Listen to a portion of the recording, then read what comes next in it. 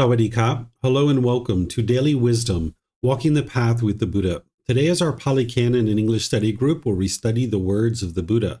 In this program, we're exploring volumes 2 through 13 of our book series, helping students to be able to kind of fill in their framework, because all the other programs that we share help you to kind of build a foundation or a framework, and then this program helps you to fill that in with all the words of the Buddha. Where all the other programs that teach in a more traditional method of teaching for 15, 20, 30 minutes and then opening up for questions and teaching another 15, 20, 30 minutes and opening up for questions. In this program, what I do is I invite students in Zoom to be able to read a chapter from our book.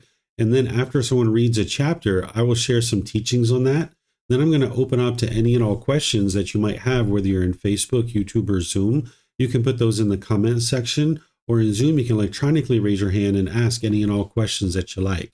We're in volume 5, which is titled The First Stage of Enlightenment, Stream Enter. And we're going to be studying chapters 11 through 20 today.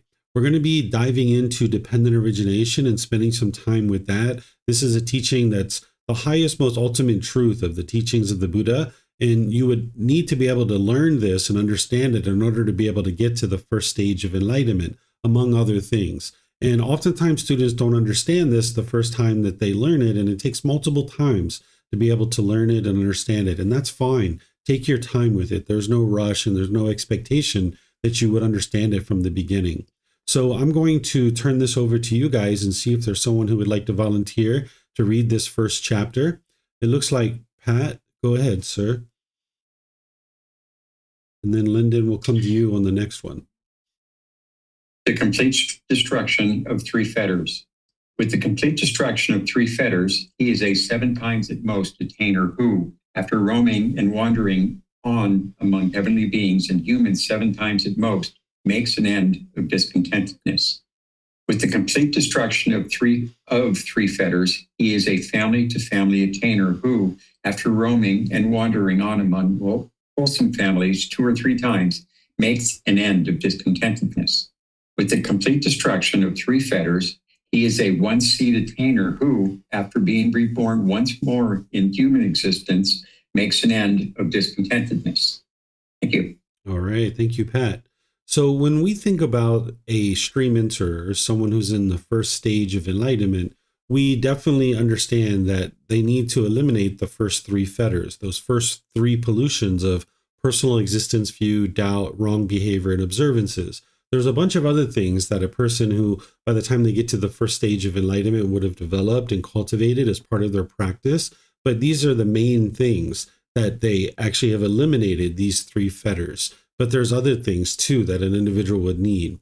And also, when we think about a stream enter, we just think about a stream enter. But there's actually these 3 different types of stream enters that the Buddha is talking about here.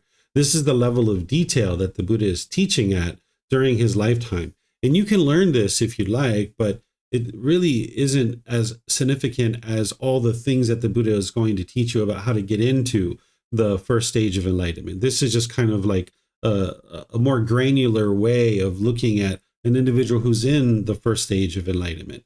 And you wouldn't necessarily know whether you were one of these or not, but the Buddha is helping you to be able to see this level of detail. That there could be someone who's a stream enter who just got into that stage of enlightenment. And what he's saying here is that this individual would be reborn a maximum of 7 times. If they died in that existence as being in the first stage of enlightenment, they would be reborn a maximum of 7 times. They would continue to be reborn amongst humans and heavenly beings before they ultimately make their way into the 4th stage of enlightenment, where they would actually experience the elimination of discontentedness. Now, if you die as a stream enter in the first stage of enlightenment, you're going to come back into the human world. But here, the Buddha is explaining that someone who has gotten into the first stage of enlightenment, they will be reborn a maximum of 7 times through the heavenly world and the human world. The reason why is because, let's just say you get into the first stage of enlightenment and you die, you're going to come back into the human world. But now let's just say you make your way to the 3rd stage of enlightenment, where you're in the stage of non-returner. And then you die in that stage, and now you're reborn into the heavenly world, and that's where you get to enlightenment. So that's why the Buddha is explaining it this way, that there's the potential for heavenly existences and human existences within those 7 lives that an individual may end up incurring as a way to be able to get to enlightenment. There's also a type of stream enter who, yes, has eliminated the first 3 fetters, but now this individual is going to be reborn among families, certain wholesome families, affluent families, 2 or 3 more times. And then they're going to experience enlightenment in one of those existences.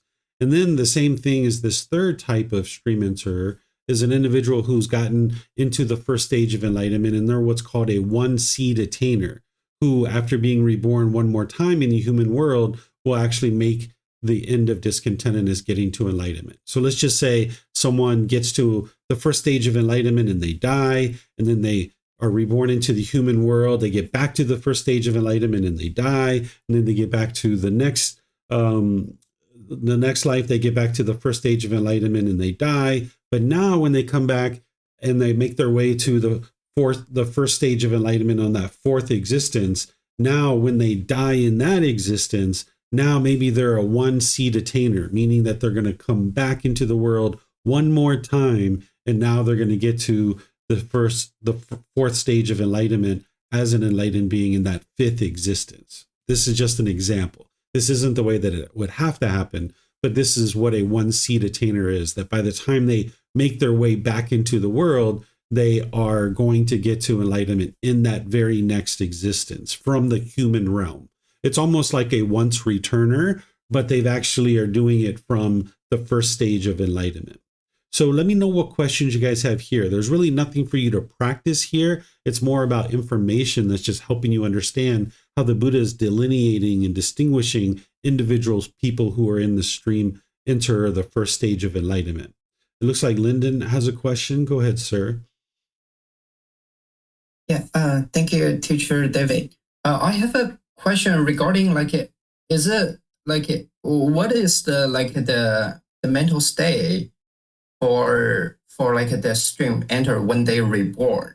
Are they when they born, they don't have the 3 feathers at all, or they still have it, and then they like the normal people, they have to continue even though they kind of their destiny is the end of the contentedness, but they still have the 3 feathers at the life, and then they will need to practice and then to get to the end of the end of the discontentedness.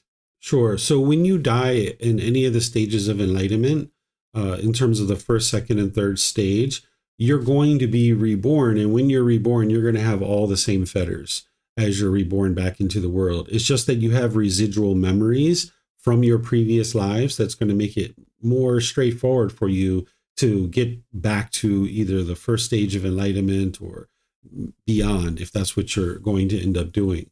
It's not your destiny. It's not that you're destined, that someone's predetermined it. It's just that the fact that an individual has done a certain amount of work in one life, when they're experiencing coming back into the world in their new existence, those residual memories that they have from their previous life are going to be in this new mind. And now they're going to more readily find the teachings in that next life. Oftentimes people who are finding the teachings very early in life, they have practiced the teachings in a previous life. Or if you found the teachings at whatever age in this life, and you find them to be pretty straightforward, pretty easily adopted into your development as an individual, this is an individual who most likely practiced the teachings in a previous life, but they are starting over from the beginning. It's just that the fetters are not as predominant, they're not as strong, and you're more easily make your way back to the teachings. And once you find the teachings, it's more easy for you to practice them and make progress from there. As opposed to someone who's never practiced these teachings ever in a previous life, when they find the teachings in their current life, they'll find it very cumbersome and very challenging to be able to learn and practice because they've never seen the teachings before. Got it. Got it. Thank you. Thank you. You're welcome. Okay. If anybody in Facebook, YouTube, or Zoom has a question, you can put that in the comment section, or in Zoom, you can electronically raise your hand, unmute your microphone, and ask any and all questions that you like. So I don't see any other questions. just as a heads up, because I know we have a bunch of new people on Facebook and YouTube that are watching, what you have in these books is you have the words of the Buddha, you have a reference that takes you back to the original source teachings in the Pali Canon, and then you've got words from me that are helping you to be able to integrate this into your life and understand how it connects to other teachings of the Buddha. You can access these from our website at buddhadailywisdom.com, and you can click on free books. You can download it for free and use it. You can take it and go print it if you like. You can get printed versions online through Amazon, or if you're ever here in Chiang Mai, Thailand, you can get them at the temple by just reimbursing us for the printing cost. So each of these chapters are going to help you to be able to gradually learn the teachings of the Buddha based in his original words. So Lyndon, you would like to read this next one? Yes. Okay, go ahead, sir. Abandoning 6 things one is capable of realizing accomplishment in view. Monks, without having abandoned 6 things, one is incapable of realizing accomplishment in view. What 6? Personal existence view, doubt, wrong behavior, and the observance. Craving leading to the plaint of misery, anger leading to the plaint of misery, and ignorance, unknowing of the true reality leading to the plaint of misery. Without having abandoned these 6 things, one is incapable of realizing accomplishment in view. Monks, having abandoned 6 things, one is capable of realizing accomplishment in view. What 6? Personal existence view, doubt, wrong behavior, and observance. Craving leading to the plaint of misery, and anger leading to the plaint of misery, and ignorance, unknown of the true reality leading to the plaint of misery. Having abandoned these 6 things, one is capable of realizing accomplishment in view. Thank you. All right. Thank you, sir. So you guys might be familiar with establishing right view. That's something that you learn in the foundational teachings. What that is the very first teaching of the Buddha, where you're understanding the Four Noble Truths. The Four Noble Truths in those 4 simple statements explain to you the problem in the mind, the cause, the elimination, and the path forward. This is helping you to get established in right view. And what you learn there is you learn that it's your own mind that's causing all the discontent feelings, that it's craving, desire, attachment. And you can independently verify and see that for yourself, that it's not other people who are causing you to be angry or frustrated or irritated or annoyed or other things like this, that it's physically impossible for someone to insert a feeling into your mind. So you start to learn that as part of the Four Noble Truths and establishing right view. Because when you have wrong view, you will blame other people for the feelings that you experience, and you will never get to enlightenment, where you'll eliminate your discontent feelings by blaming others, because you'll just be trying to push people away with aversion. You'll be bitter, harsh, and hostile to people, or you'll put your expectations on people and try to pressure them into doing things your way. And you'll never get to peace and joy, the end of discontentedness, that way. So you first establish right view. That's the very first teaching of the Buddha. But then as you get closer and closer to the first stage of enlightenment, you need to get to the point where you have accomplishment in view. And what you're going to see throughout this book is there's multiple discourses that are going to help you to understand what accomplishment in view is, because this is beyond just establishing right view. This is accomplishment in view. So this is just one discourse of multiple discourses that are going to help you to understand how to get to accomplishment in view. So here, an individual to get to accomplishment in view will need to eliminate the first 3 fetters. And I've taught these at different times in various courses. I'm pleased to go over these with you guys again, if you would like, where you can understand these. If you have any questions on what these are or how to eliminate them, please let me know here, or any of the other methods that I help you guys, because you need to be able to understand what each of these fetters are, what the symptoms of them are, how to eliminate them, and how to know that you've actually eliminated them. That's an important aspect of being able to eliminate these and get to accomplishment in view, where you'll be experiencing the first stage of enlightenment. Then there's this elimination of craving, anger, and ignorance to the point where it will no longer lead to the plane of misery. What this is that you haven't completely eliminated craving, anger, and ignorance by the time you've gotten to accomplishment in view into the first stage of enlightenment. You haven't completely eliminated craving, anger, and ignorance until the mind is actually enlightened. That's where it's completely eliminated. But you've reduced it significantly to the point where what is still in your mind, it will no longer lead to being reborn into the lower realms of hell, the animal realm, or the realm of afflicted spirits, which are ghosts. If you think about how we function in the unenlightened mind when we don't understand these teachings and we have massive amounts of craving, anger, and ignorance in the mind, we function very much like animals. We are not animals, we are human beings, but in the unenlightened state, with a significant amount of craving, anger, and ignorance, we'll function like animals. We will fight to death almost, right? Like when you get in an argument with your life partner or some other person, it's almost like a fight to death where you're yelling and hollering and screaming and trying to convince the other person that you're right and they're wrong. And you might even pick things up and throw it and be aggressive and hostile and bitter. It's like a wild animal, right? But by the time you've reduced your craving, anger, and ignorance to a certain degree,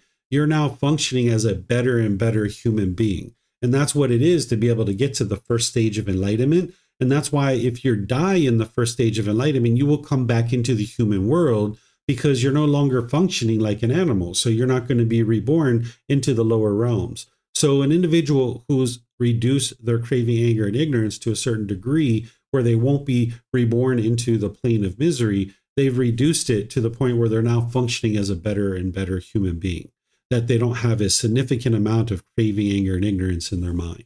And that's what the Buddha is saying that you need in order to be able to get to this accomplishment in view. But there's other things that you need as well, not just these 6 here that he's talking about. Because remember, you need to always look at the Buddha's teachings in totality. You're never interested in looking at them in isolation. If you just see this particular discourse, you might think this is the only thing that you need. If the Buddha was saying that this is the only thing that you would need, he would say that in the discourse. But you'll see additional discourses, approximately about 6 more discourses, that's going to give you additional information of what needs to occur in order to get to accomplishment in view. So let me know what questions you guys have here on chapter 12. You can put that into Facebook, YouTube, or in Zoom. So if you have questions on these fetters, or if you have questions on craving, anger, and ignorance, let me know, and I will help you.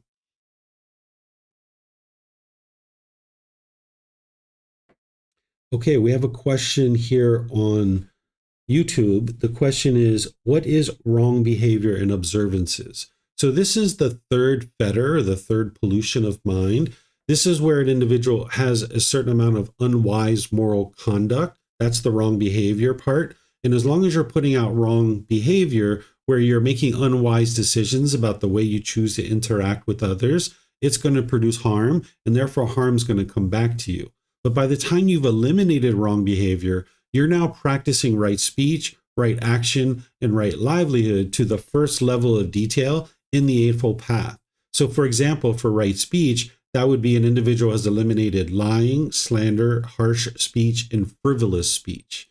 They won't be practicing the 5 factors of well-spoken speech perfectly yet, but they'll be practicing those things perfectly to have eliminated wrong behavior. They also will have eliminated the first 3 aspects of wrong action, which is they would have eliminated killing, stealing, and sexual misconduct.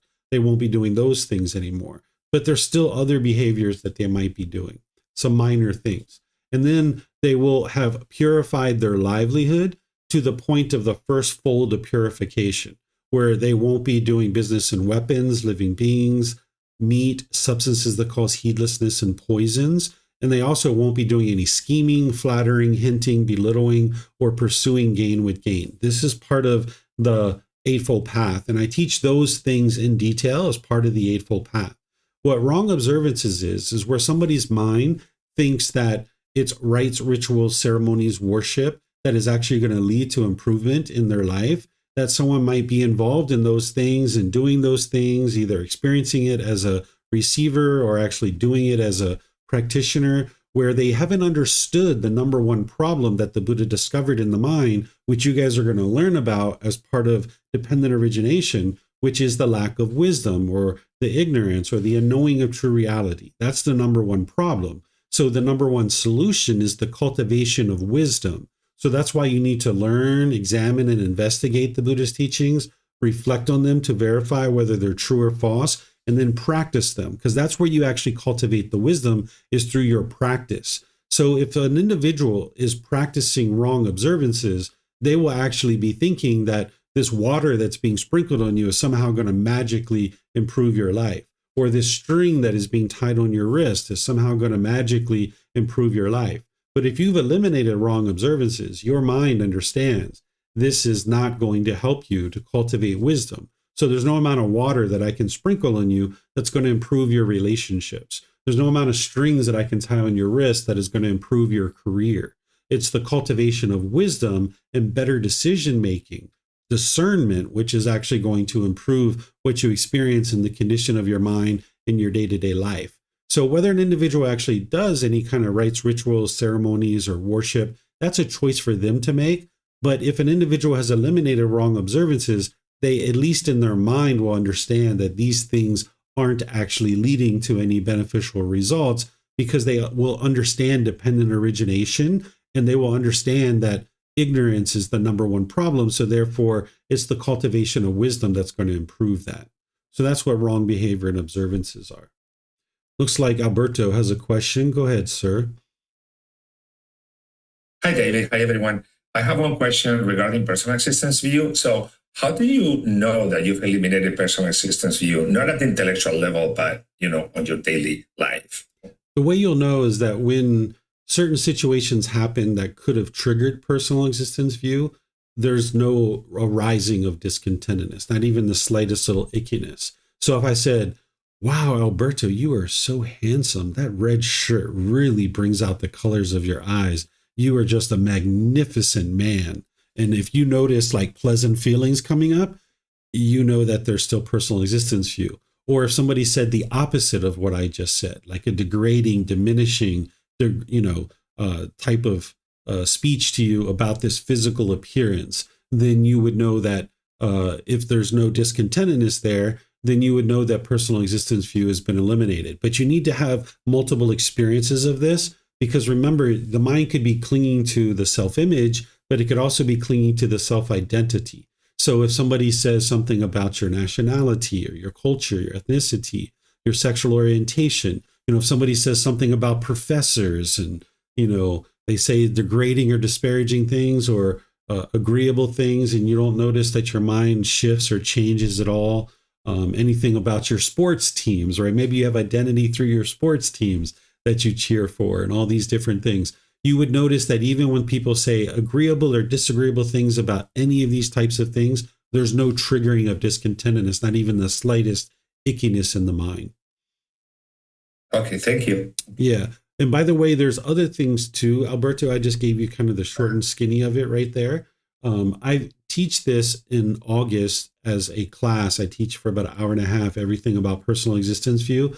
And I go through a lot more detail of how to know that personal existence view has been eliminated. So if you haven't seen one of those recordings, you might decide to look at that, because I talk about it in more detail. Thanks. You're welcome. Okay, I don't see any other questions anywhere. So let's go to the next chapter, which is chapter 13, which is kind of like a little bit of a lead up to chapter 14, where we're going to study dependent origination. So it looks like Marcy would like to read this one. Go ahead, ma'am.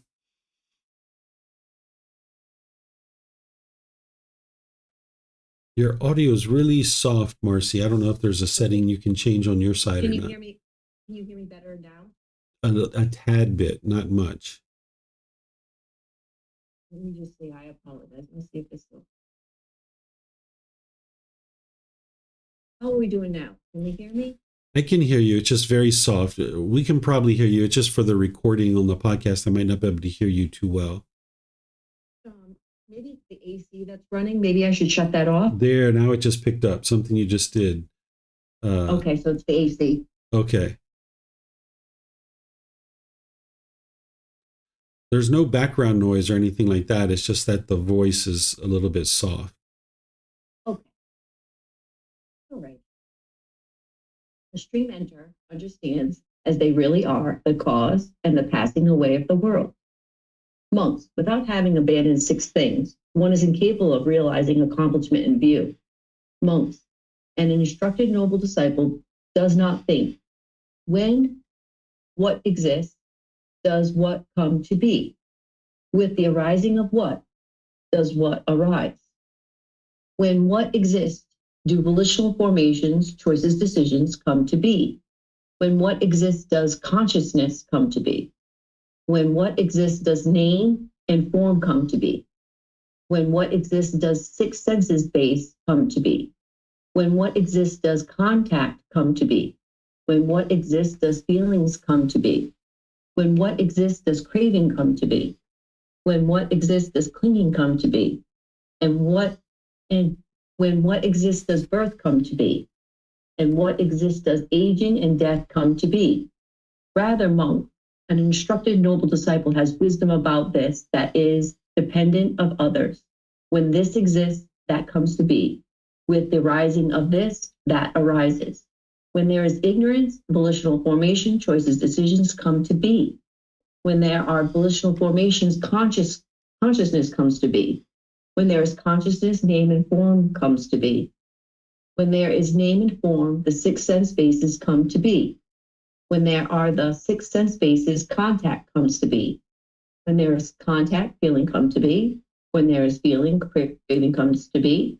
When there is craving, clinging comes to be. When there is clinging, existence comes to be. When there is existence, birth comes to be. And when there is birth, aging and death comes to be. He understands thus, in such a way, is there a cause and effect in the world? Monks, an instructed noble disciple does not think, when what does not exist, does what not come to be? With the elimination of what is what eliminated. When what does not exist, do volitional formations, choices, decisions not come to be? When what does not exist, does consciousness come to be? When what does not exist, does name and form not come to be? When what does not exist, do the 6 sense spaces not come to be? When what does not exist, does contact come to be? When what does not exist, does feelings not come to be? When what does not exist, does craving not come to be? When what does not exist, does clinging come to be? When what does not exist, does existence not come to be? When what does not exist, does birth not come to be? When what does not exist, does aging and death not come to be? Rather, monks, the instructed noble disciple has wisdom about this that is independent of others. When this does not exist, that does not come to be. With the elimination of this, that is eliminated. When there is no ignorance, volitional formations, choices, and decisions do not come to be. When there are no volitional formations, consciousness does not come to be. When there is no consciousness, name and form does not come to be. When there is no name and form, the 6 sense bases do not come to be. When there are no 6 sense bases, contact does not come to be. When there are no contact, feeling does not come to be. When there is no feeling, craving does not come to be. When there is no craving, clinging does not come to be. When there is no clinging, existence does not come to be.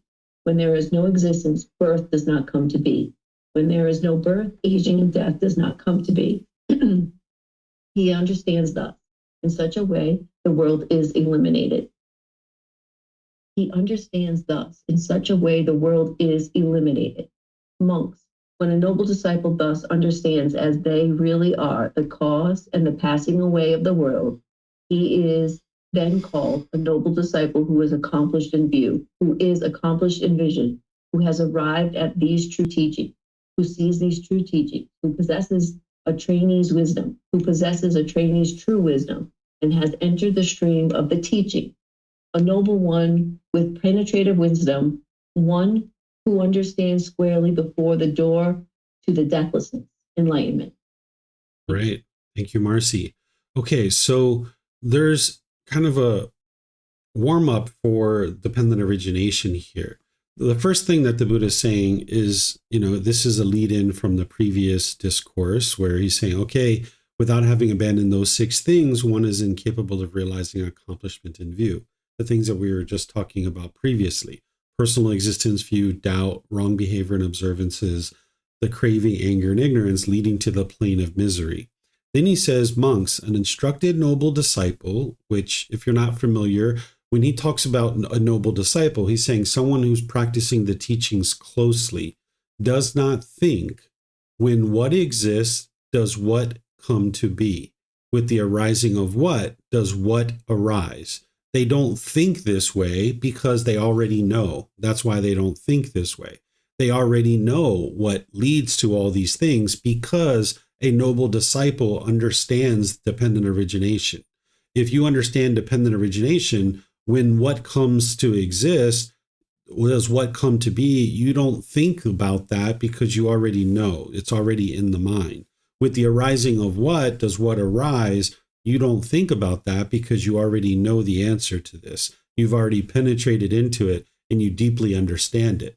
But when someone is not a noble disciple, meaning they haven't studied and penetrated the teachings closely, they will be unfamiliar with this and they will think, well, when what arises, does what come to be? And with the arising of what, does what arise? They would be confused about that. They would lack wisdom about that. So when the Buddha also talks about an individual who's accomplished in view and a noble disciple, this is someone who's in the first stage of enlightenment. He doesn't call it out here specifically, but if you understand his other teachings, you'll understand that a person who's accomplished in view and is a noble disciple, this would be someone who's in the first stage of enlightenment. So now he walks through dependent origination in this question format, which you're going to be able to see the actual dependent origination here in a moment in the next chapter. So he walks through dependent origination. He says, rather, the instructed noble disciple has wisdom about this that is independent of others, meaning regardless of what other people think and what other people talk about, you know the truth about this. When this exists, that comes to be. With the arising of this, that arises. And now he kind of goes through dependent origination and, this other format. You'll see it here in a moment in its actual true format. So he walks through dependent origination here. And he says he understands thus in such a way there is a cause and effect in the world. Because what dependent origination is ultimately going to teach you is what are the cause and effect conditions that lead to birth, aging, death, sorrow, grief, pain, displeasure, and despair. How is it that you keep coming back into this world over and over and over again? And how is it that you actually experience discontentedness? The Four Noble Truths gives you a window into understanding, into understanding dependent origination, that you understand that it's craving, desire, attachment that is the cause of all discontentedness. That's the answer. Like if you were going to have a math problem, craving, desire, attachment being the cause of discontentedness, that's like the answer. But if the teacher was like, show me your work, well, dependent origination is show me the work. It's the detailed steps of exactly what leads to discontentedness and continuous rebirth.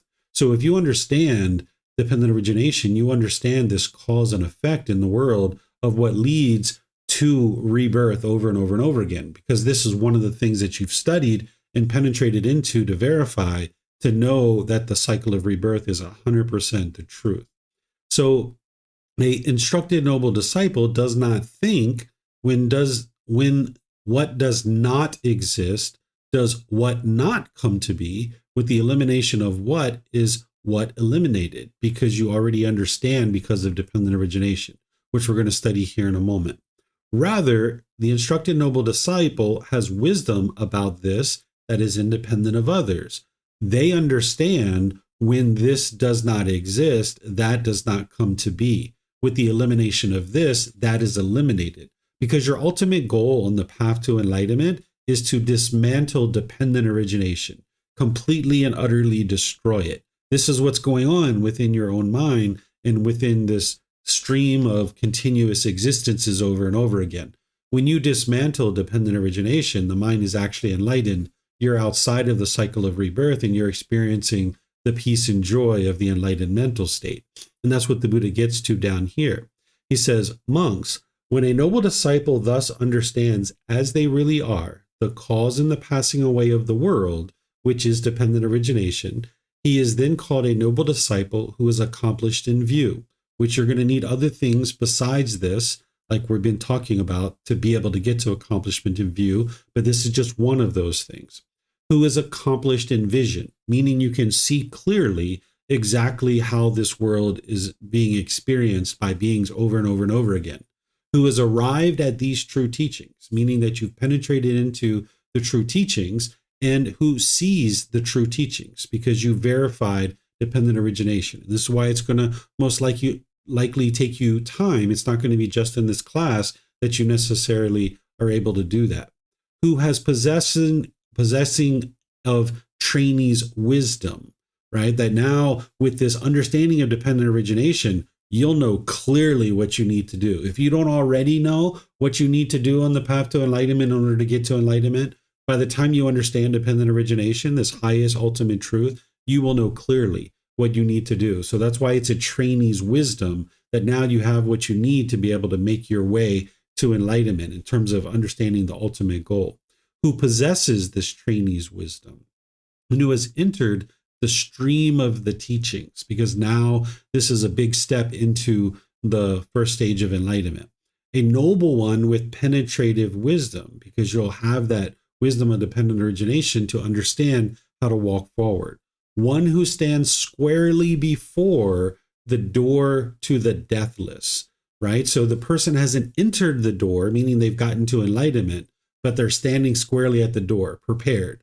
Last class, I was talking about getting to the base camp of Mount Everest. You haven't gotten to the summit yet, but you're prepared. You've got everything you need to be able to get to the summit, but you just haven't made your way to enlightenment yet. So the Buddha is describing it here as one who stands squarely before the door to the deathless. And he sometimes refers to enlightenment as the deathless because once you get to enlightenment, you're no longer experiencing death.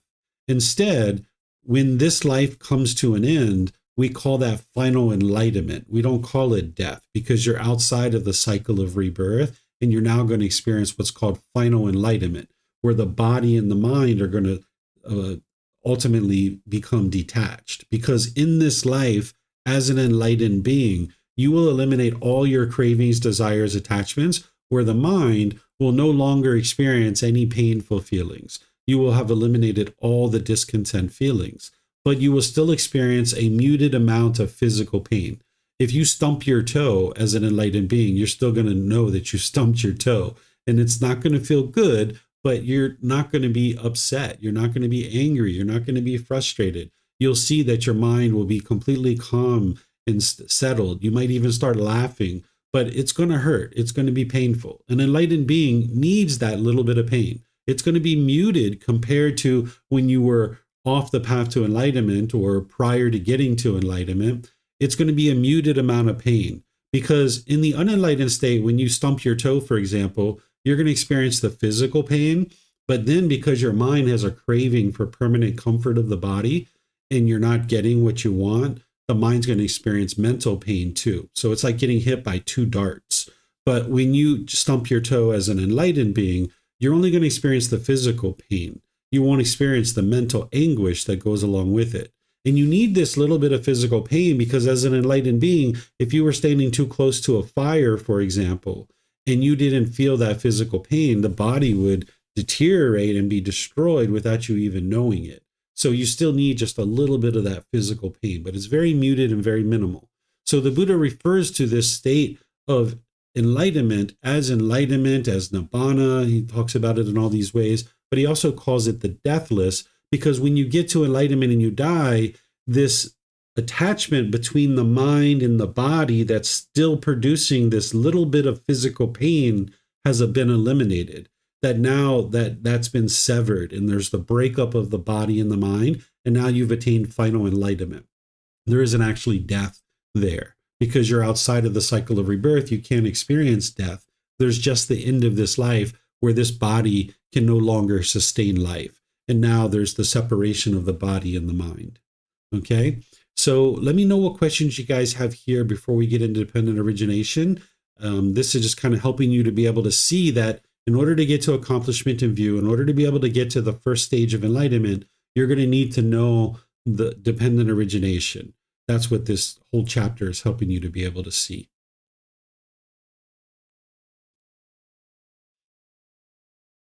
Okay, it looks like Lyndon has a question. Go ahead, sir. Yeah, I noticed somewhere they are not mentioned like ignorance, but some does. I'm just curious, why is that? So he left it out here because a instructed noble disciple does not think, when what exists does what come to be. With the arising of what does what arise. That missing thing that you would not be thinking about is the word ignorance, right? So you would already know that ignorance is missing. But by the time he gets down here, he's using ignorance because he's saying the instructed noble disciple has wisdom about this that is independent of others. When this exists, that comes to be. With the arising of this, that arises. So here he's using exactly the dependent origination, because up here he's talking about it more as a question of what you wouldn't be thinking. So here you're cluing into that because you know ignorance is supposed to be there. So you know that that's supposed to be there. But down here, he's not talking about it in the same way. So that's why he's including it. Looks like your mute's on. I don't know if, okay, you're done. All right. All right. So let me check one more time. We have any questions? I don't see any questions. So let's go to dependent origination. What we're going to do here, it looks like Vibhav's going to volunteer to read this. What we're going to do, Vibhav, is we're going to read this first part right here. If you can see my highlighting, we're going to read that and I'm going to teach that. And then we'll talk about each thing potentially individually, depending on how much you guys would like to go into it today. So go ahead, sir. Thank you, Teacher David. Dependent origination is the law of nature. The stream enterer understands condition, the cause, the elimination, and the way leading to the elimination of condition. First discourse. Monks, with ignorance as condition, volitional formations come to be. With volitional formations and condition, consciousness. With consciousness as condition, name and form. With name and form as condition, the sixth sense basis. The sixth sense basis as condition, contact. With contact as condition, feeling. With feeling as condition, craving. With craving as condition, clinging. With clinging as condition, existence. With existence as condition, birth. With birth as condition, aging and death, sorrow, grief, pain, displeasure, and despair come to be. Such is the cause of this whole mass of discontentedness. And what, monks, is aging and death? We're not going to go that far, Vibhav, just yet. Okay. All right. So thank you, sir. So here, this is dependent origination, showing you the 12 interlinking steps that leads from ignorance all the way to discontentedness. Okay. And there's a couple of ways that you can look at dependent origination in order to understand it. You can look at it as it's the 12 interlinking steps that's teaching you how beings come into the world. And these particular 12 interlinking steps happen over multiple lifetimes. But you can also look at it as this is what's actually occurring within one lifetime as well, leading to discontentedness. So I'm going to walk you through each one of these and help you to understand it. And then we can talk about each thing individually, because in order to be able to understand dependent origination, you need to have what's called wisdom of principle. What wisdom of principle is where you understand each one of these things individually. What is ignorance? What is volitional formations? What is consciousness, and so forth. And then you're going to also need to memorize what is what is wisdom of entailment. What wisdom of entailment is where you understand when one thing leads to another. So when you understand that ignorance leads to volitional formations, that's the linking between the two. That's called wisdom of entailment. But you need to first understand wisdom of principle. So let me explain that first.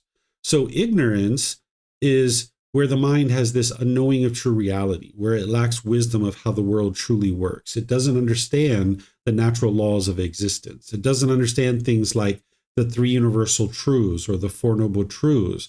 the Eightfold Path. It doesn't understand the 5 precepts. It doesn't understand the natural law of karma, of cause and effect, and how the world you truly experience things in your day-to-day life. So this is that lack of wisdom or confusion or misunderstanding. The same thing that you've learned in the 3 poisons or the 3 unwholesome roots or the 3 fires, all of the times that I've ever been talking about ignorance, it's the same ignorance, that lack of wisdom, and that some people call it confusion or delusion or misunderstanding or misperception. The mind just doesn't understand what it doesn't understand. That's called wisdom of principle, if you understand what that is. Then what volitional formations are, these are your choices and decisions that you make. This is just a word that they use, volitional formations, but really what it means is choices and decisions, your day-to-day choices and decisions. What consciousness is this is the mind itself. That if we think about the mind like a cardboard box, that cardboard box is the consciousness. That's the mind. And each individual mind over each individual life is a different cardboard box. So the cardboard box is the consciousness or the mind. Name and form is a way of referring to the physical body. There's very detailed, specific things that you can see down here inside of Dependent Origination where the Buddha describes it in detail. But what I suggest you do as you're getting familiar with Dependent Origination is when you see name and form, just think in your mind, physical body. And here I'll just show you this. Oops. I got you muted there now, Vibhav. So I'm going to go down here so you can see name and form, so you can see the Buddha describing this, so you can have confidence that, yes, you can think of this now as the physical body. So when he talks about name and form, he calls it a feeling, perception, volitional formations, contact, and consciousness. This is name.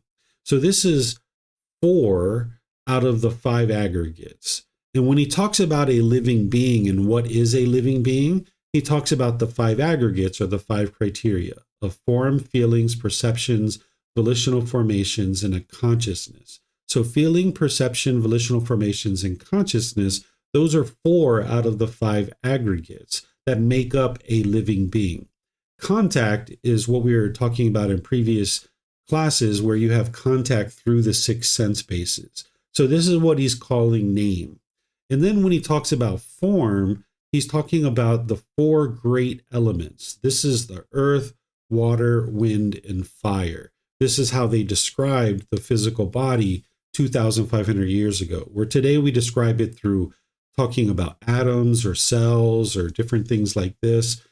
They described it as the 4 elements back then. So whenever the Buddha is talking about the 4 great elements, he's talking about earth, water, wind, and fire, but that's the form. That's the physical form of the body. So for example, the earth element is the solids of the body, like your nails, your fingernails, your toenails, your teeth, your hair, your bones. This is the solids of the body.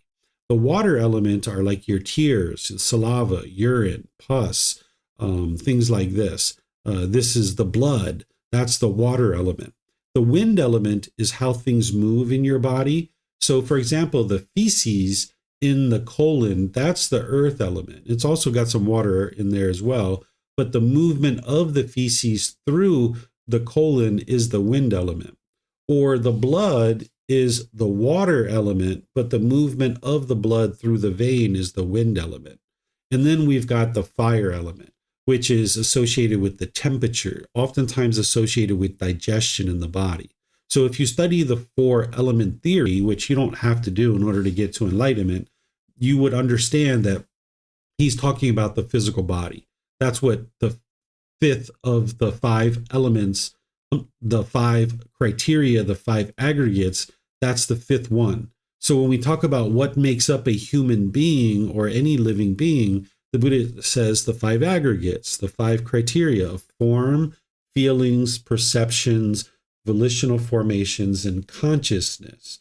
So up here under name, we've got 4 of those 5 aggregates. And now we've got the 5th aggregate here as form. So now you can think about name and form just as the physical body. That's the best way for you to do this, so that you don't have to dissect it to this level of detail, but just know that that level of detail is there should you ever need it. So when you are learning dependent origination for wisdom of principle, understand that name and form is the physical body. That's what you need to know. Then the 6 sense bases are the eyes, ears, nose, tongue, the body, and then the mind itself. Those are the 6 sense bases. Those are the ways that the mind experiences contact. That's the next thing, that the mind now experiences the contact through these 6 sense bases. That's how your mind experiences any aspect of the outside world. Then there's feelings. This is the pleasant feelings, the painful feelings, the neither painful nor pleasant, the conditioned feelings that are experienced in the unenlightened mind. Then there's the craving, which is the mind's longing, yearning for something, the seeking outside of yourself, the mind pulling in the direction of the objects of its affection. That's the craving. The clinging is where the mind now holds on to things, right? So in the other programs that I teach craving, desire, attachment. I teach about craving and clinging, all as one thing. But here you can see that it's actually separate.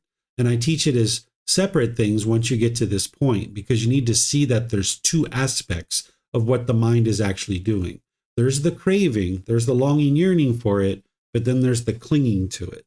So for example, you might say you don't have a life partner and you don't have a boyfriend. Someone might think, oh, wow, I really wish I had a boyfriend. I really wish I had a girlfriend. If I just had a boyfriend or girlfriend, wow, life would be so much better. I just really want a boyfriend or girlfriend so bad. That's the craving, right? That's the longing, yearning. But then let's just say you get a boyfriend or girlfriend, and now you cling to it and you hold on to it. And now your mind is wanting that person to be permanent. Or say you're thinking, wow, if I just had more money, if I just had a lot more money, everything would be better in my life. I just want so much more money. That's the craving. That's the longing, yearning. But then when you get your money, now you cling to it and you hold on to it. So these are 2 different aspects of what the mind is doing that in the beginning classes, we just talk about it all as one because it's easier for you in getting started on the path. But now you can start to understand the granular detail that there's actually 2 aspects of the mind here. There's craving and clinging, which the craving is the longing, yearning outside of yourself. The clinging is the holding on and craving for it to be permanent. Then there's something called existence. Existence is where there's existence in a certain realm, that a being has come into existence, that we can now call this a being. Then there's birth, which is that being coming into the world, meaning like it's now outside the womb, for example, of a human being. So when the being is inside the womb, there is an existence, right? That being is in existence inside the womb. But once it comes out of the womb, it has now been birthed. It has now come into the world. So that's what birth is. Then there's aging and death, which I'm pretty sure you guys understand what that is, as the body ages and starts to deteriorate and ultimately get to death, where there's the end of this life. You understand aging and death. And then there's sorrow, grief, pain, displeasure, and despair. This is the discontentedness, the painful feelings that the mind experiences based on conditions. And then you guys have understood discontentedness and what that is, okay?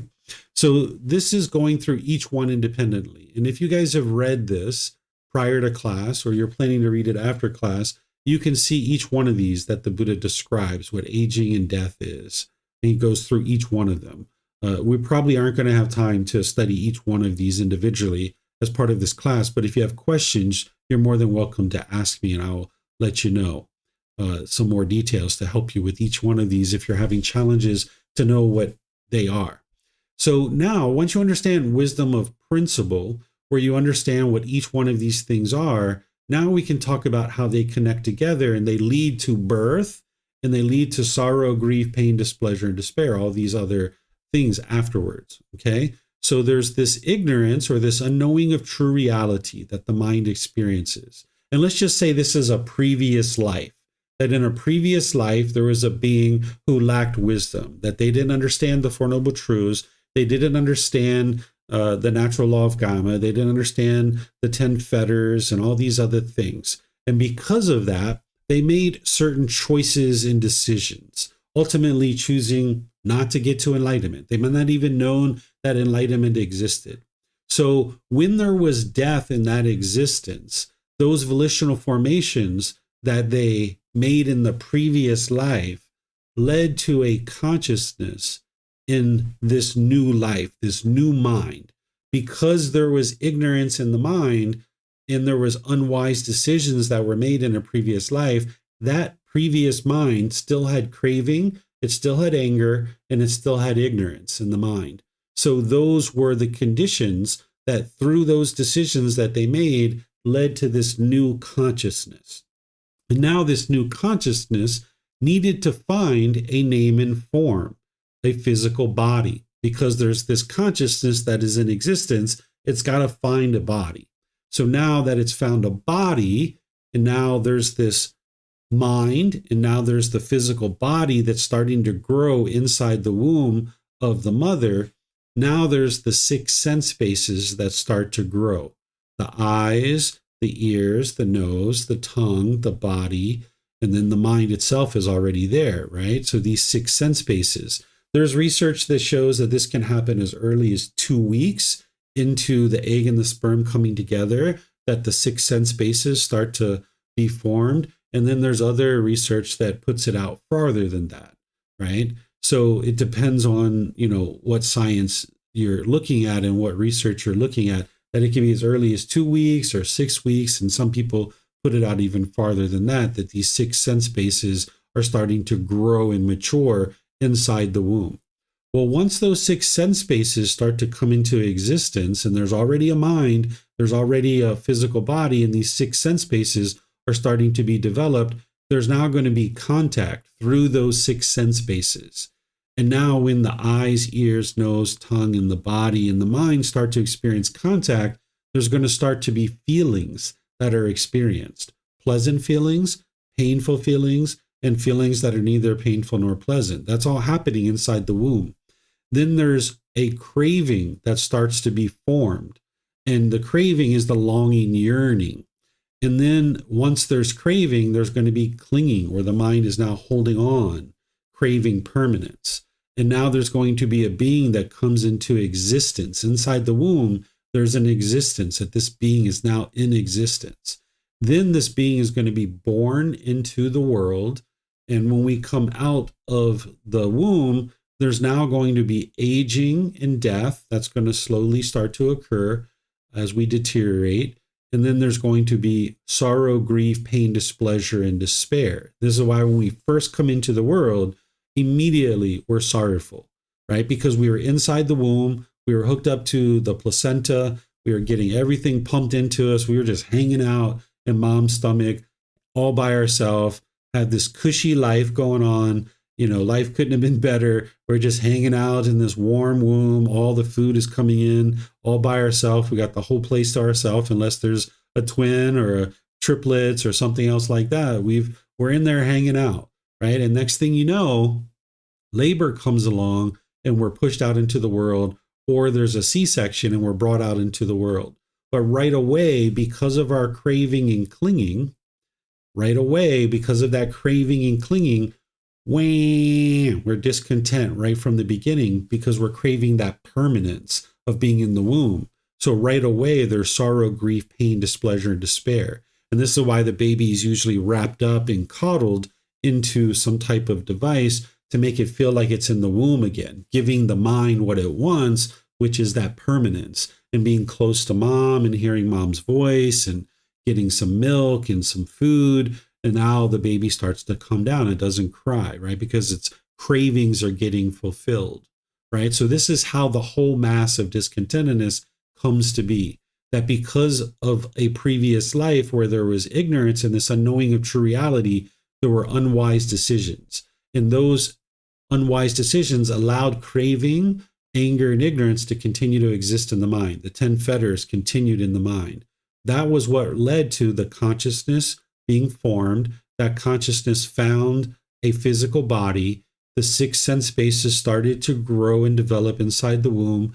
They experienced contact in the womb. Then there were feelings like pleasant feelings, painful feelings, neither painful nor pleasant, that were experienced. The mind starts to experience craving. There's more and more craving. There's more and more clinging. This being has come into an existence, and now it's born. And once it's born, it's going to experience aging and death. And then there's also going to be sorrow, grief, pain, displeasure, and despair. So this is what brings a being into the world to experience discontentedness. The number one problem here is ignorance. If it wasn't for this ignorance or this unknowing of true reality, there wouldn't have been a new life. But because there's a lack of wisdom and there's this ignorance in the mind continues to make unwise decisions, which continues to lead to renewed existence over and over and over again, where there's a consciousness that keeps being formed because the mind continues to crave and cling, and it continues to experience sorrow, grief, pain, displeasure, and despair. So when I teach craving, anger, and ignorance as part of the 3 poisons or the 3 unwholesome roots, one of the things that I share is that while we call it craving, anger, and ignorance, it's really because of ignorance that craving and anger continues in the mind. You can see that here, that it's because of ignorance that craving continues to exist in the mind.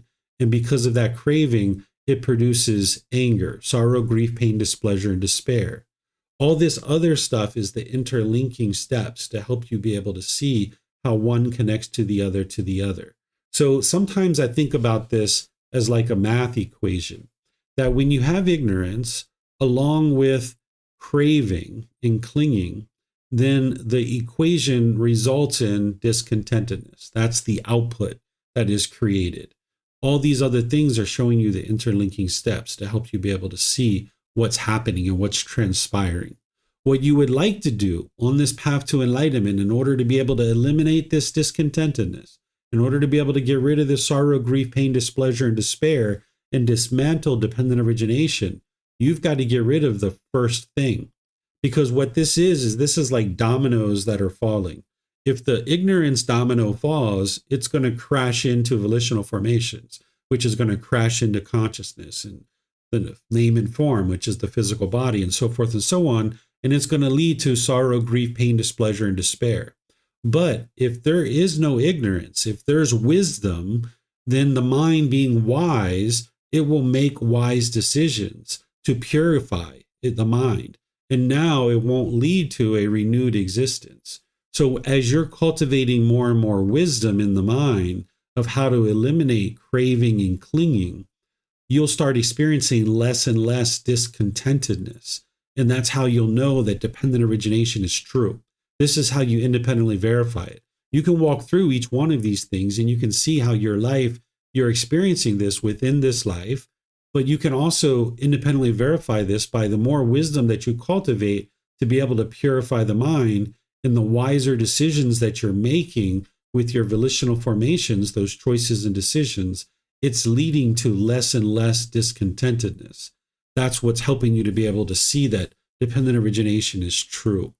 So let me pause here and see what questions you guys would like to go into detail. You can put that into Facebook, YouTube, or Zoom, or you can raise your hand in Zoom and ask any questions that you like. So it looks like Marcy and Vibhav has a question. So let me go to Marcy first. Go ahead, Marcy. Thank you, Teacher David. So my question is, and I think you just touched on it a little bit, is that the volitional formation, the choices and decisions that is comes about from ignorance. Once someone becomes like an arahant or becomes enlightened, volitional formation then is kind of changed to wise decision making, and then that's what doesn't lead to the dependent origination continuing on. Am I correctly understanding that? You will have dismantled dependent origination because there's no longer any ignorance. You're no longer going to experience unwise decisions, that it's not going to lead to that. So essentially, if you've got all these dominoes lined up, you've taken out the first domino, and it's not possible to knock over the second one. It's just not possible because the ignorance has been completely eradicated. So in this existence, you will still make choices and decisions as an enlightened being, but they're now going to be wise, and they're going to be through a purified consciousness. You're going to still have a name and form physical body. You're still going to have the six sense bases. You're still going to have contact, but you're not going to be experiencing conditioned feelings. There's not going to be any craving. There's not going to be any clinging. There is going to be this existence, but you'll be outside of the cycle of rebirth. There's not going to be any more birth. There is going to be continued aging, that this body is going to continue to deteriorate. But when we get to the end of this life, we don't consider it to be death. It's final enlightenment. And there won't be any more sorrow, grief, pain, displeasure, and despair. So you'll still be experiencing some of these things, but the connection between them has been completely dismantled. So that's why you're not actually experiencing the sorrow, grief, pain, displeasure, and despair, because you've removed the interlinking steps between all of these things. Thank you, Teacher David. I Mhm. was looking for that answer. Yeah, you're Appreciate welcome. it. All right. So I think Vibhav, you didn't have any questions. I was just up from before, since you put your hand down. And it looks like Alberto has a question. Go ahead, sir. Yes, I have a question. I still struggle to see the cause and effect relations between conscious consciousness and name and form.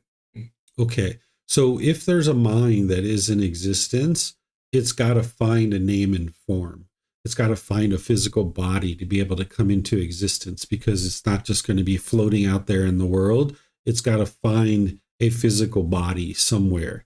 So while we talk about this in terms of the human life, the same thing is happening within the animal realm too, that they're experiencing the same exact thing. So it's either going to, depending on your gamma, that consciousness is going to need to find a physical body. In the case of being reborn in the animal realm, it's going to find an animal existence. In the case of a human existence, it's going to find a physical body of a human being. So it's going to come into the womb of the woman. So if you remember back to a previous discourse that we've been studying, where the Buddha talks about the union of three things that is needed in order for a being to come into existence, he talks about essentially that there needs to be an egg, there needs to be a sperm, and there needs to be a consciousness. That sets the stage for the name and form, is the egg and the sperm coming together. And once the egg and the sperm has come together inside the womb, that set the stage for name and form. And now this consciousness that is created, it now needs to come into and find a name and form. Okay. Mm-hmm. Thank you. Okay, you're welcome. So now, Vibhav, you have a question? Yeah, I had a question on the craving part. Could you go down to when it describes craving? Yeah, so when a baby is in the womb, how do they have the craving for forms, or I guess they have craving for flavors because they're eating food. How do they have craving for physical objects? All of this stuff is still being experienced inside the womb because they have the six sense bases. So they have eyes, so they still are going to have a craving for form to see certain things. They have ears, so they're going to be able to hear sounds inside the womb. They have a nose, so they're going to have certain odors that they're experiencing. There's going to be certain flavors that are experienced on the tongue.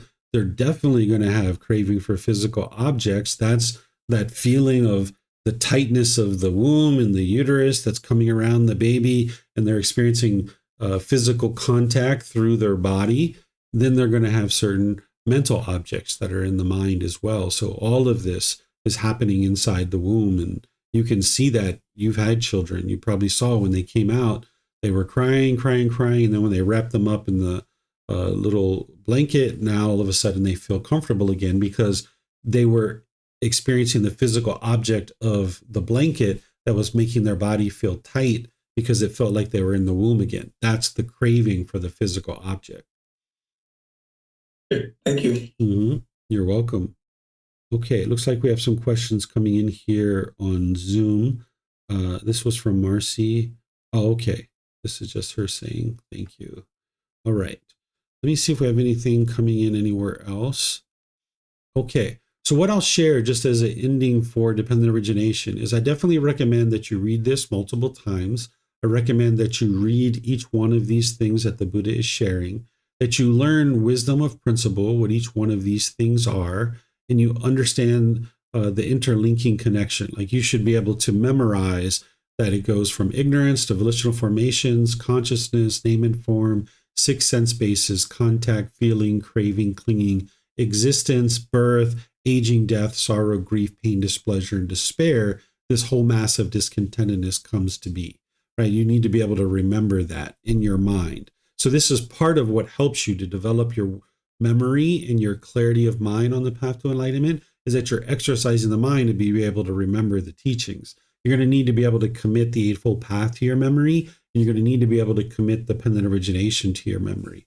So you're going to need to study this multiple times, and you're going to need to be able to independently verify this through your own practice, that as you're cultivating more and more wisdom and you're training your mind, you can see that your craving and clinging is reducing, and then you can see that your discontentedness is reducing as well.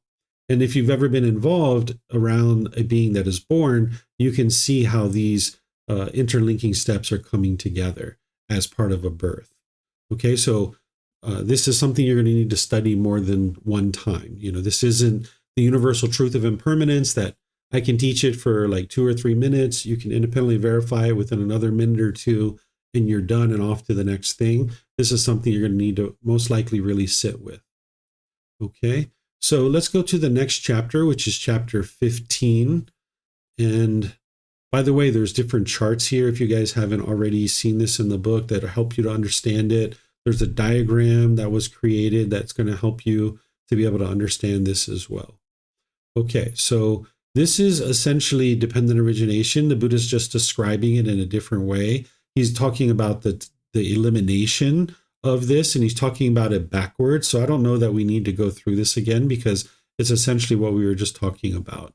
And he's just doing it backwards. And then he has the wisdom of principle in here again for each individual thing.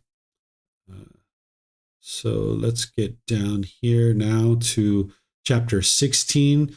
Chapter 16, we don't need to read this one either, because what the Buddha is talking about here is he's helping you to be able to see for each one of these individual aspects of dependent origination, you need to understand what it is.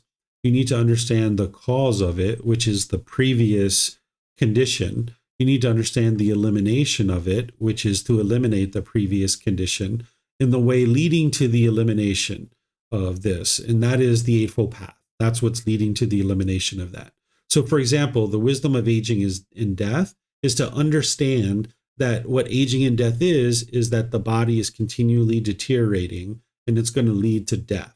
The cause of aging and death is birth. The elimination of aging and death is to eliminate birth. The way leading to the elimination of aging and death is the Eightfold Path, right? So now the wisdom of birth is to understand that that's a being coming into the world. The cause of that is existence.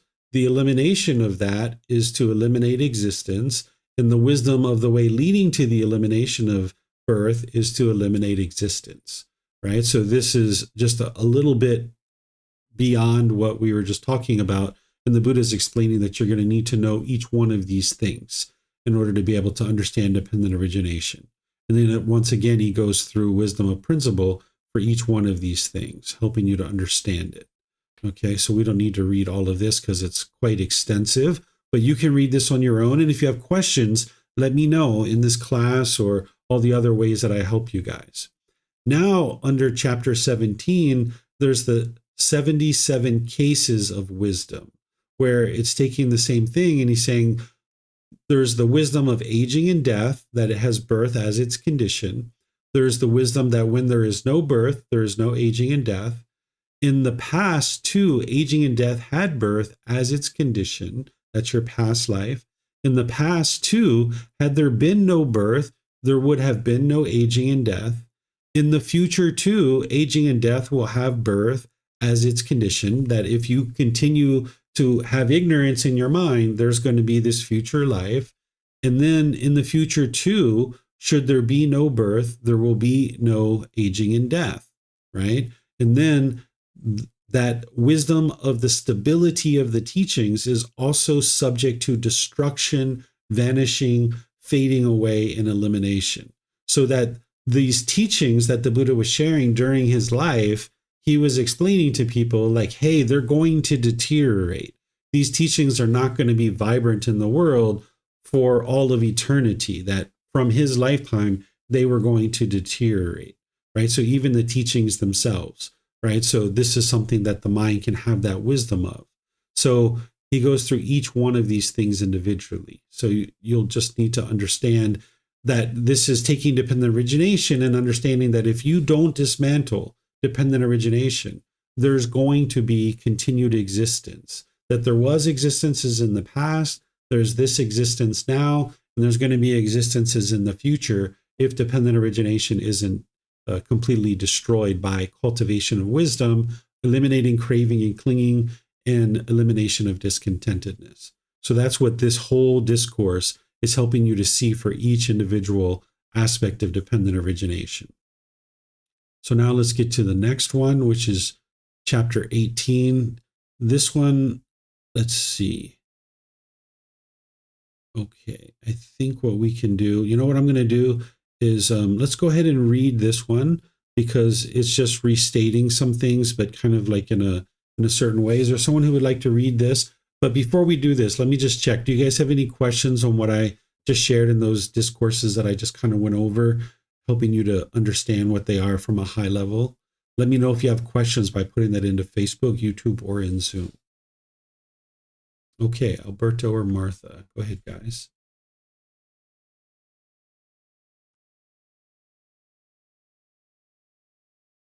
Thank you, teacher. Wisdom of the principle and wisdom of the entailment. A streamer entered. And what monks is aging and death? The aging of the various beings in the various orders of beings, their growing old, brokenness of teeth, grayness of hair, wrinkling of skin, declining of vitality, degeneration of the sense bases, this is called aging. The passing away of the various beings from the various orders of beings, their perishing, breakup, disappearance, mortality, death, completion of time, the breakup of the aggregates, the laying down of the carcass, this is called death. Thus, this aging and this death are together called aging and death. With the arising of birth, there is the arising of aging and death. With the elimination of birth, there is the elimination of aging and death. The Noble Eightfold Path is the way leading to the elimination of aging and death. That is, right view, right intention, right speech, right action, right livelihood, right effort, right mindfulness, and right concentration. When monks, a noble disciple thus understands aging and death, its cause, its elimination, and the way leading to its elimination, this is his wisdom of the principle. By means of this principle that is seen, understood, immediately attained, comprehended, he applies the method to the past and to the future. Thus, whatever ascetics and Brahmins in the past directly knew aging and death, its cause, its elimination, and the way leading to its elimination, all this directly knew it in the very same way that I do now. Whatever ascetics and Brahmins in the future will directly know aging and death, its cause, its elimination, and the way leading to its elimination, all this will directly know it in the very same way that I do now. This is his wisdom of entailment. When monks, a noble disciple has purified and cleansed these two kinds of wisdom of the principles and wisdom of entailment, he is then called a noble disciple. Who is accomplished in view? Who is accomplished in vision? Who has arrived at these true teachings? Who sees these true teachings? Who possesses a trainee wisdom? Who possesses a trainee true wisdom? Who has entered the stream of the teachings, a noble one, with penetrating wisdom, one who stands squarely before the door to the deathless enlightenment. Okay, thank you, ma'am. So here the Buddha is highlighting this particular factor or this condition of aging and death, but he does all of them this way, that he's explaining that for each one of these, you need to understand the wisdom of principle and you need to understand the wisdom of entailment. So you need to understand each individual aspect or condition of dependent origination, and you need to understand how one connects to the other. That's what you would like to work on. If you're still working on getting your Eightfold Path together and trying to practice that, stay with that, right? This isn't the time for you to necessarily go into studying dependent origination. For some of you guys, it might be the time to start studying dependent origination, but you need to know as an independent practitioner, when is the right time for you to make any particular steps on the path? Because in this program, you're going to be learning lots and lots of stuff over the next year and a half. But it doesn't mean you should go out and just start studying all of these things, because there's a lot of things. You need to know how to break it down into small little pieces. So if you haven't memorized the Eightfold Path yet, just stick with that. Work on memorizing the Eightfold Path. Don't put expectations on yourself. Don't pressure yourself to be able to learn all these other things.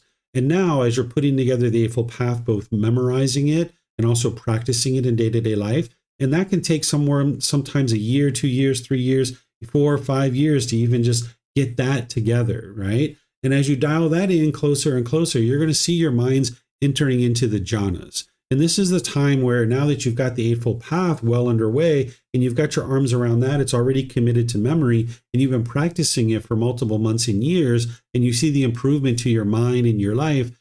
Now you're starting to experience the jhanas and your mind's starting to experience those enhanced qualities of mind.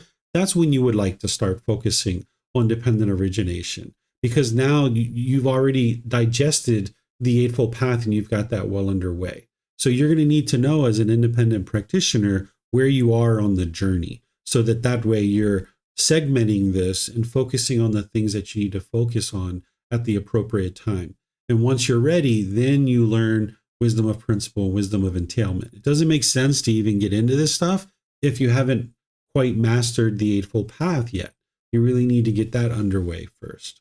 Okay, so any questions here on this chapter where the Buddha is highlighting this particular condition of aging and death, but you really need to understand wisdom of principle and wisdom of entailment for in each individual condition of dependent origination.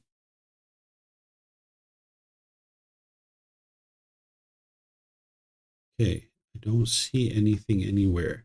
All right, so now let's go to the next one, which is chapter 19. Is there someone who would like to read this one?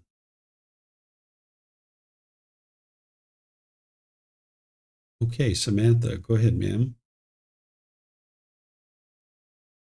A stream enterer has abandoned confusion in the case of clinging to aggregates.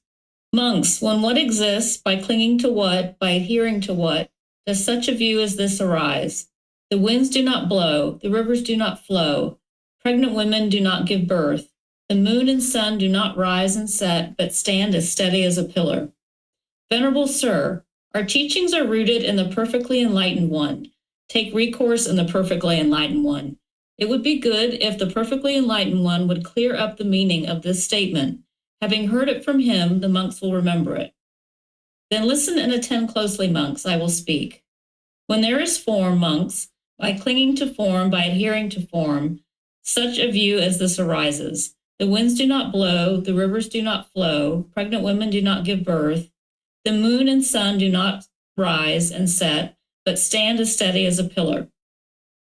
In the case of feeling, perception, volitional formations, and consciousness, the discourses are identical except for the reference to each of the aggregates previously mentioned.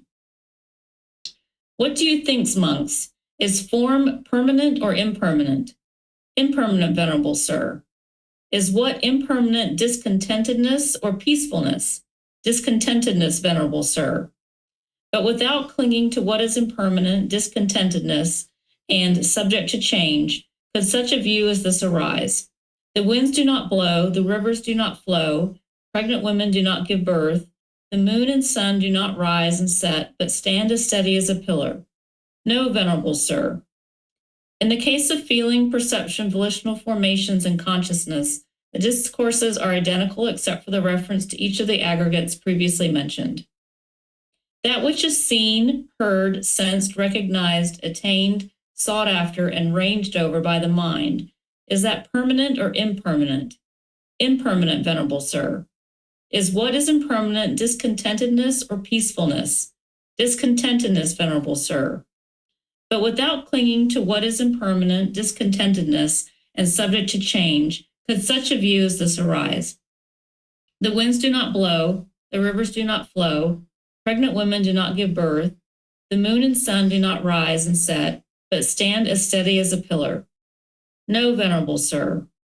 One monks, a noble disciple, has abandoned confusion in these 6 cases, and one further, he has abandoned confusion about discontentedness, the cause of discontentedness, the elimination of discontentedness, and the way leading to the elimination of discontentedness. He is then called a noble disciple who is a stream enterer, no longer bound to the netherworld, fixed in destiny, with enlightenment as his destination. All right. Thank you, ma'am. So here you can see the Buddha is helping the students to be able to understand the aggregates and that they're impermanent. And this is an important development on the path. And these other things that he's talking about here too, that an individual would have developed these things to understand these questions. So if you read through this and you were maybe even said to yourself, no, Venerable Sir, before you even got to the end of it, that's what I usually do when I read these things. I'm thinking as if the Buddha is talking to me, and then I just answer his question. You might have actually said, no, Venerable Sir, before you even got to that. Then you're understanding these questions, because these are things that you learned as you were first learning about impermanence and things of this nature. So these are the 6 things, in addition to everything else that you've been learning, that a person who's in the first stage of enlightenment would understand. They wouldn't have this confusion about discontentedness, right? This is the Four Noble Truths, the cause of discontentedness, the elimination of discontentedness, and the way leading to the elimination of discontentedness. They would abandon the confusion through those 6 things that the Buddha was just talking about, as well as the Four Noble Truths. So this is just one more aspect of having gotten to the first stage of enlightenment. So any questions here on this chapter, you can put that into Facebook, YouTube, or in Zoom.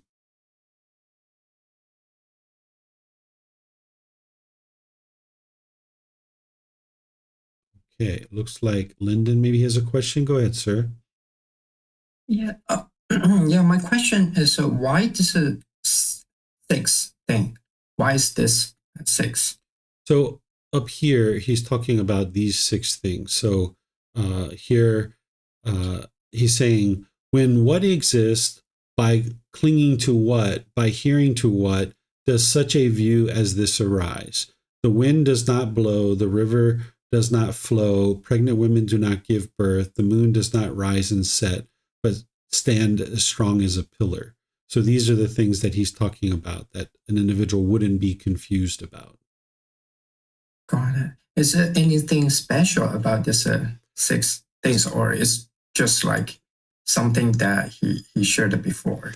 What's helpful with it is that if you understand that these things are not true, then you're understanding impermanence, that you understand the universal truth of impermanence. So if you thought that the wind does not blow, right, then that means that you think that there's a constant state of permanence with no wind. If you thought that the rivers do not flow and the water is just permanent, then you would think that. If you thought that pregnant women do not give birth, then you would think that they're just permanently looking like that. The sun and the moon don't rise, right? That means that they're just permanent. And they set, but instead they stand steady as a pillar.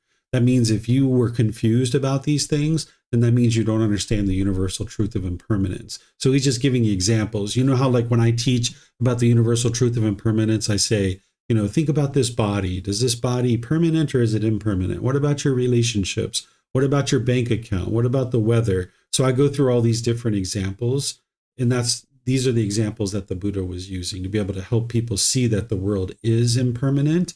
And by the time that you are getting to this first stage of enlightenment, you would have already understood and you wouldn't be confused about these things, because you would know, of course, the wind blows, of course, the river flows, because these are all impermanent situations that are occurring. And of course, the moon and the sun rise and set and things like this. Got it. Thank you. Thank you, teacher. Yep, you're welcome. Okay. I don't see any questions anywhere. So we'll go to the last chapter for today, which is chapter 20. Here, is there someone who would like to read this one? And it says a little bit longer of a chapter, but we can read this one. So it looks like Vibhav would like to read this one. Let me get to you, Vibhav. There you go. Thank you. A stream enterer has abandoned confusion in the case of nothing matters. Monks, when what exists, by clinging to what, by adhering to what, does such a view as this arise? There is nothing given, nothing offered, nothing presented in charity, no fruit or result of wholesome and unwholesome actions, no this world, no other world, no mother, no father, no beings who are reborn spontaneously, no ascetics and Brahmins faring and practicing rightly in the world, who, having realized this world and the other world for themselves by direct knowledge, experience, make them known to others. This person consists of the four great elements. When one dies, earth returns to and merges with the earth body. Water returns to and merges with the water body. Fire returns to and merges with the fire body. Wind returns to and merges with the wind body. The sense bases are transferred to space. Four men with support for the body as the fifth carry away the corpse. The formal funeral speech lasts as far as the charnel ground. The bones whiten, burnt offerings end with ashes. Giving is a doctrine of unwise. When anyone asserts a doctrine that there is giving and the like, it is empty, false, and frivolous speech. Unwise and the wise are like cut off and perish with the breakup of the body, and that after death they do not exist. Venerable Sir, our teachings are rooted in the perfectly enlightened one. Take recourse in the perfectly enlightened one. It would be good if the perfectly enlightened one would clear up the meaning of the statement. Having heard it from him, the monks will remember it. Then listen and attend closely, monks. I will speak. When there is form, monks, by clinging to form, by adhering to form, such a view as this arises. There is nothing given, nothing offered, nothing presented in charity, no fruit or result of wholesome and unwholesome actions.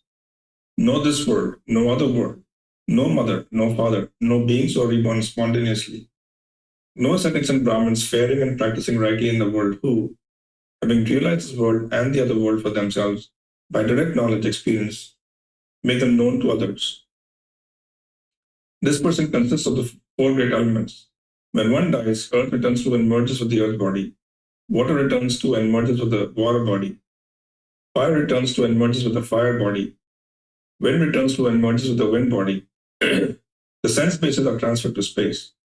Four men with support for the body as the fifth carry away the corpse. The formal funeral speech lasts as far as the charnel ground. The bones whiten, burnt offerings and white end with ashes. Giving is a doctrine of unwise. When anyone asserts a doctrine that there is giving and the like, it is empty, false, and frivolous speech. Unwise and the wise are like cut off and perish with the breakup of the body. After death, they do not exist. What do you think, monks? Is form permanent or impermanent? Impermanent, Venerable Sir. Is what is impermanent discontentedness or peacefulness? Discontentedness, Venerable Sir. But without meaning to what is impermanent, discontentedness, and subject to change, could such a view as this arise? There is nothing giving, nothing offered, nothing presented in charity, no fruit or result of wholesome and unwholesome actions, no this world, no other world, no mother, no father, no beings who are reborn spontaneously, no ascetics and Brahmins faring and practicing rightly in the world who, having realized this world and the other world for themselves by direct knowledge, make them known to others. This person consists of the four great elements. When one dies, earth returns to and merges with the earth body. Water returns to and merges with the water body. Fire returns to and merges with the fire body. Wind returns to and merges with the wind body. The sense bases are transferred to space. Four men with support for the body as the fifth carry away the corpse. The formal funeral speech lasts as far as the charnel ground. The bones whiten, burnt offerings end with ashes. Giving is the doctrine of unwise. When anyone asserts the doctrine that there is giving and the like, it is empty, false, and frivolous speech. Unwise and the wise are like cut off and perish with the breakup of the body. After death, they do not exist. No, venerable sir. In the case of feeling, perception, volitional formation, and consciousness, the discourses are identical except for the reference to each of the aggregates previously mentioned. That which is seen, heard, sensed, recognized, attained, sought after, and raised over by the mind is what permanent or impermanent? Impermanent, venerable sir. Is what is impermanent discontentedness or peacefulness? Discontentedness, venerable sir. But without clinging to what is impermanent, discontentedness, and subject to change, could such a view as this arise? There is nothing given, nothing offered, nothing presented in charity, no fruit or result of unwholesome and unwholesome actions. No this world, no other world, no mother, no father, no beings who are reborn spontaneously, no ascetics and Brahmins faring and practicing rightly in the world who, having realized this world and the other world for themselves by direct knowledge, make them known to others. This person consists of the four great elements. When one dies, earth returns to and merges with the earth body. Water returns to and merges with the water body. Fire returns to and merges with the fire body. Wind returns to and merges with the wind body. The sense bases are transferred to space. Four men with support for the body as the fifth carry away the corpse. The formal funeral speech lasts as far as the charnel ground. The bones whiten. Burnt offerings end with ashes. Giving is the doctrine of unwise. When anyone asserts the doctrine that there is giving and the like, it is empty, false, and frivolous speech. Unwise and the wise are like cut off and perish with the breakup of the body. After death, they do not exist. No, venerable sir. When monks, a noble disciple has abandoned confusion in these 6 cases, and when, further, he has abandoned confusion about discontentedness, the cause of discontentedness, the elimination of discontentedness, and the way leading to the elimination of discontentedness, he is then called a noble disciple who is a stream enterer, no longer bound to the netherworld, fixed in destination, with enlightenment as a destination. Thank you. All right. Thank you, Vibhav. So this is similar to the previous discourse, but the Buddha is going into more detail here of these 6 things. And essentially what he's leading to is making sure that an individual understands that in order to be able to get to the first stage of enlightenment, you're going to need to understand what is the universal truth of impermanence. And of course, the Four Noble Truths. Those are things that you would have learned very early in your development on the path. Those are the first things that the Buddha would teach someone. But these are discourses that help people to understand that, hey, if you're even interested in getting to the first stage of enlightenment, you're going to need to understand these things. So that's what he's helping you to be able to see here in a more detailed way than even the previous discourse. So let me know what questions you guys have here. Remember, you can put that into Facebook, YouTube, or in Zoom, or you can raise your hand in Zoom and ask any questions that you like. I have a question on this part where it talks about 4 great elements. Mm-hmm. So in this case, he's saying that the person is made of, the doctrine is that the person consists of the 4 great elements, and when they die, all the elements return to where they come from. Mm-hmm. So I guess this is true even for. So what is wrong with the doctrine in this case? Like what is the missing piece here? What do you mean? What is the missing piece? So he's saying that if a person holds this view that, like he's saying that, right? There's the people who adhere to this particular view that there's nothing given, nothing offered, nothing presented charity, no fruit, and then is he also saying that one dies, the other turns into and merges the body, or this is the doctrine that someone holds on to? So here he's saying, what exists by clinging to what, by adhering to what, does such a view as this arise? The view is there is nothing given, nothing offered, nothing prescribed in charity, no fruit or result of wholesome and unwholesome actions, meaning that you don't understand the natural law of karma. No this world, no other world. That means that there's no such thing as the cycle of rebirth in the 5 realms. No mother, no father, no beings who are reborn spontaneously. That's also about the cycle of rebirth. No ascetics or Brahmins faring and practicing rightly in the world. That means that you don't have the wisdom to be able to determine whether people are actually practicing wisely or unwisely, who, having realized this world and the other world for themselves by direct knowledge or experience, make them known to others. So meaning there is no people who understand the cycle of rebirth, the 5 realms of existence, and that they're not making that known to others in terms of cultivating the wisdom to get to enlightenment. This person consists of 4 great elements. So that this person is only existing of these 4 great elements, right? Now, when one dies, all these elements return back to these places to, it basically disintegrates. The carrying away of the corpse, the formal funeral speech lasts as far as the charnel grounds.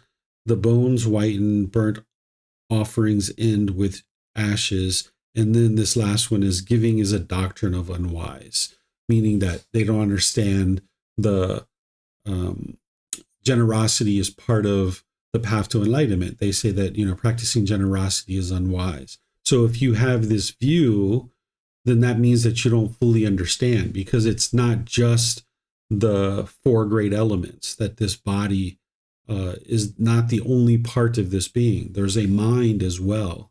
So if you think that it's only these 4 great elements that makes up this being, then you have not acquired fully the understanding of the right view or accomplishment in view to be able to make your way to enlightenment.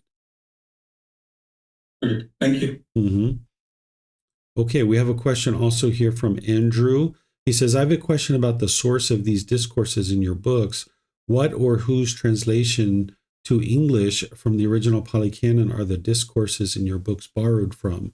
Or do you have an English translation of the Pali Canon where you selected these from for your inclusion in your books? So you will not find any translations anywhere in the world that are exactly the same as what I'm sharing.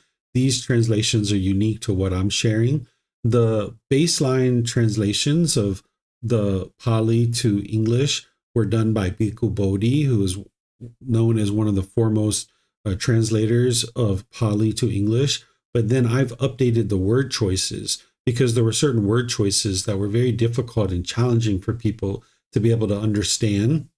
So I needed to clarify those word choices for people. But you won't find these translations anywhere else from outside of what I'm sharing. So this is what I'm sharing. In terms of the individual discourses that I'm sharing, the baseline of that came from a book series that I acquired here in Thailand, that they actually took the 45 volumes of books of the Pali Canon and they sectioned it off into individual discourses, and they created 13 books out of it. And there were certain discourses from those books that I included. There were certain ones that I didn't include. And then there were certain discourses that I included that I knew that people would need in order to get to enlightenment that are in this book series that aren't in that original book series. So what I'm sharing is unique for the collection of teachings that I'm sharing, but there's been some preliminary work that other communities of people or other individuals did that allowed me to be able to now put together and assemble this collection of teachings that I share. Okay, let me see if there's any other questions anywhere. I don't see any other questions anywhere. Okay, so what I'll do then is I'll just end by thanking you like I typically do. Thank you for your interest to learn and understand the teachings of the Buddha. Next week, we're going to be in the next 10 chapters, but keep in mind what I shared with you earlier, that even though we're progressing forward and you're learning new things, you need to understand where you are on the path. and what it is that you really need to be studying and paying attention to in your practice. Because you can actually study in this program, but still be continuing to work on the Eightfold Path, for example. And maybe you're taking in some new understanding, but you're really focusing the most on the Eightfold Path. And that might be where you're at.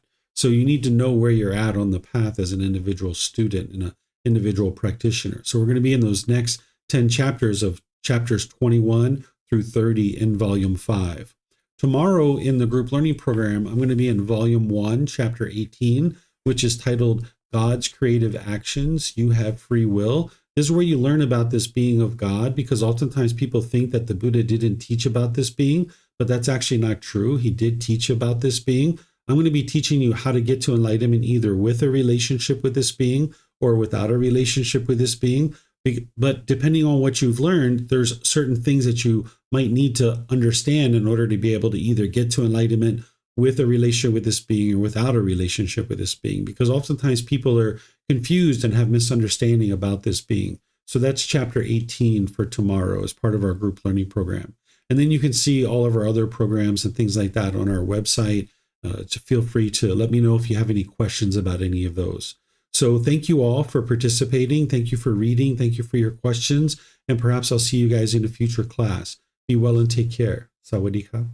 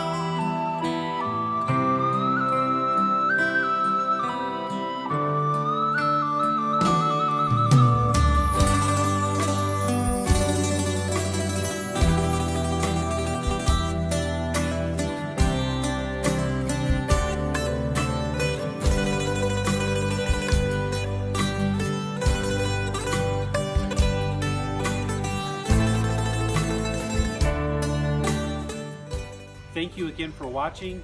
Enjoy your meditation. Look forward to seeing you online and answering any questions that you might have. Thank you so much.